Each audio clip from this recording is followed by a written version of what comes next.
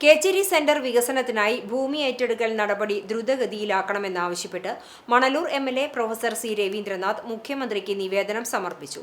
മണലൂർ മണ്ഡലവുമായി ബന്ധപ്പെട്ട സുപ്രധാന ആവശ്യങ്ങൾ ഉന്നയിച്ചാണ് എം.എൽ.എ. മുഖ്യമന്ത്രിക്ക് നിവേദനം സമർപ്പിച്ചത്. മണലൂർ നിയോജക മണ്ഡലവുമായി ബന്ധപ്പെട്ട 3 അടിയന്തര വികസന ജനകീയ ആവശ്യങ്ങളാണ് പ്രൊഫസർ സി രവീന്ദ്രനാഥ് എം.എൽ.എ. നിവേദനത്തിൽ ഉന്നയിച്ചിട്ടുള്ളത്.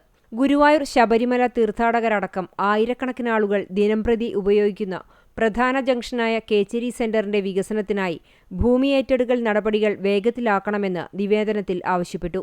പദ്ധതിയുടെ സമയബന്ധിതമായ പൂർത്തീകരണത്തിനായി ആവശ്യമായ ഭരണാനുമതികളും തുടർ നടപടികളും അടിയന്തരമായി സ്വീകരിക്കണമെന്നും എം.എൽ.എ. ആവശ്യപ്പെട്ടു.